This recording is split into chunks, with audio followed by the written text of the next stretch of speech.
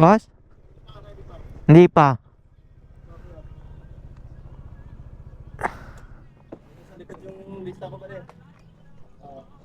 Ayun. So, ililista muna. Pangalawa ata tayo sa motor. Ito yung ating oras na nabasa ata.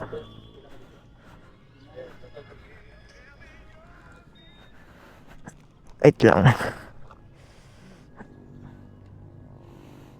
Kasi original ata pala yan. Hindi ka makakapalit sa ito pag original. Number 5 ka, kaya mo na lang eh. Sige ba. So, alas 8 daw yung start ng PM Beck. So, uwi muna ulit ako. Balik na lang ako before 8. So, mga 7:30 siguro.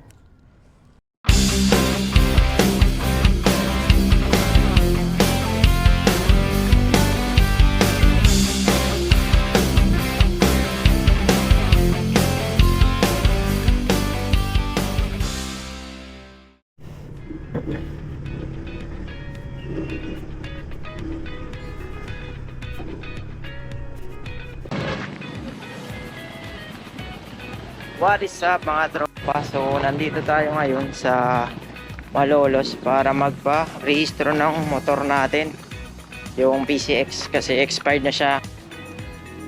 At dahil nga nakalimutan ko na yung naging process nung registration last year, kaya nagtanong muna ako dito kay Kuya Guard. At ayun nga, ang first step pala is dun muna sa inspection, which is itatanong lang naman kung anong kulay ng motor mo at kung sa'yo nakapangalan.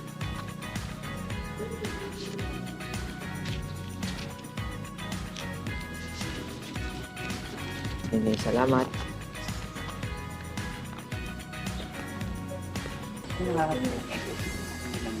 Van Revin, Ito sir, anong kulay sa motor mo? blue. Blue? Opo. White yung nakalagay dito, sir. Na-change color na yan sir. Sige, tignan natin, sir. Madala mo, sir, yung resibo mo ng change color? Dito din ako nag-rehistro last year eh. Alam ko tinama na nila yun eh. White pa rin, sir, naka-indicate dito. Sa LTO mismo. At dito nga ay nagkaroon ako ng konting problema kasi change color na yung motor ko talaga to color blue. Pero sa record kasi ng LTO is white pa din. At pinabago ko na rin siya last year nung nag-rehistro ako.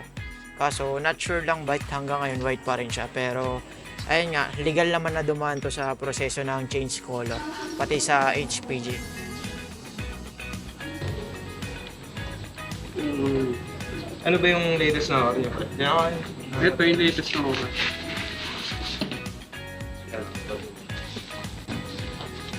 At dito ay pinakita ko sa kanila yung OR ko before na naka-register na yung motor ko na blue. So nakalagay mismo dun sa OR na blue na siya. At after nga ng ilang minuto na validation, so in-honor na nila yung OR ko na luma. So blue na talaga yung motor ko. Tama lang, kaya lang ano na yan, yung mali na yung pagkaka-insert ng movie. Na tayo po nga. Pero ang susundin na natin ngayon, sir, yung ano na. Blue sir, blue yung motor ko eh. Tapos, sir, pag ano, concern mo na lang din nung sa LTO yung ano.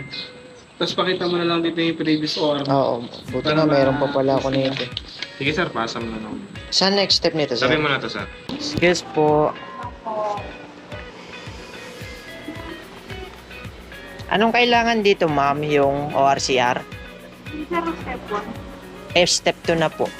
Opo, yung sinulatan po nila, ibibigay niyo po sa akin. Sinulatan nila. Number 11. Ha? I think. Number 11 pa sa'yo. Number 5?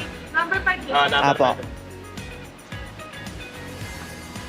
Dio, 5 sa 11. Likod na lang papaintay po tawag. At ayun, after nga nung inspection or validation dun sa step 1, dito naman sa step 2 is bibigay mo lang yung papel or ORCR mo na galing dun sa step 1, dun sa inspection. Then, papapuntahin ka na lang nila dito sa likod para hintayin na matawag yung pangalan mo. At ayan, dito nga pala ginagawa yung mga inspection sa motor at sa sasakyan. So ito yung bago, hindi emission lang, kumbaga pati yung busina, pati yung braking, speed, tsaka yung ilaw, chine-check nila dito.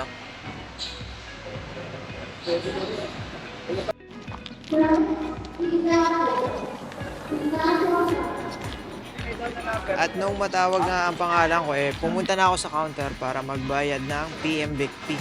So, ang binayaran ko dito is 560 dahil motor nga yung unit ko. At ito nga pala yung updated na price ng PMBEC fee nila. Ayan.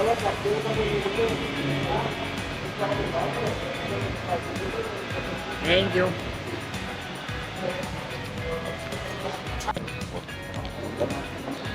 Then after payment, ibibigay mo na lang yung papel dito sa mga tao dito sa loob para may line up na yung unit mo for inspection.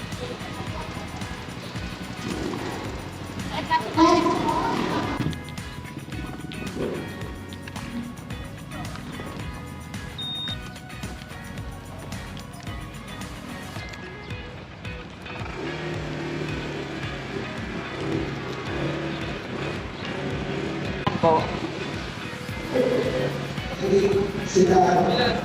Aaron Michael,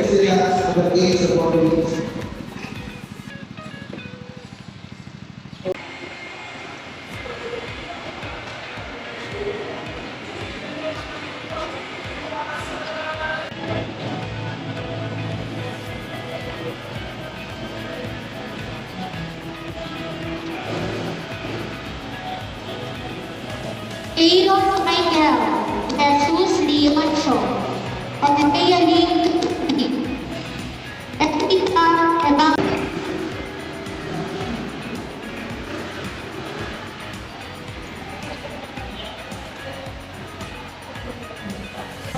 At ang next procedure is kukuha tayo ng insurance. So dito sa component to, meron na ring insurance. So ayan. Insurance At, po. Bayad nga pala sa insurance dito is 650 pesos. Then after ko ma-receive nung insurance, nag-online registration na lang ako. So i-upload lang naman dun yung insurance number, yung PMBEC number. Then magpe-payment ka na din online. So ang binayaran ko sa online is 450 pesos. Bali may penalty siya na 120 kasi late registration na siya. Yun, doon na tayo sa registration nito ni Tokyo. Madali lang, basic lang. Madali pag sa inyo nakapangalan yung motor kasi pwede nyo siyang i-online lang sa portal, sa LTO portal. So basta meron ka ng PMBEC or yung emission, tapos insurance, ayun, pwede mo na siyang i-upload sa portal. Tapos online payment din, GCash, pwedeng may mga bank din. Ayun, tapos na yung registration mo, ipiprint mo na lang yung OR. So madali lang mag-rehistro ngayon. Pero kung hindi naman sa'yo nakapangalan yung motor, meron din naman doon. So parang may convenience fee na 150 pesos doon sa PMBEC doon. Or kaya punta ka sa LTO mismo, sila kasi yung mag-i-encode. So ganun lang. Mas convenient lang pag sa'yo nakapangalan kasi pwede mo ngang i-online. Online payment, then piprint mo na lang yung mismong OR. Then good to go na yung motor. Safe na, pwede ka na maghanap ng checkpoint. So ayun lang mga tropa, salamat sa panonood, peace out.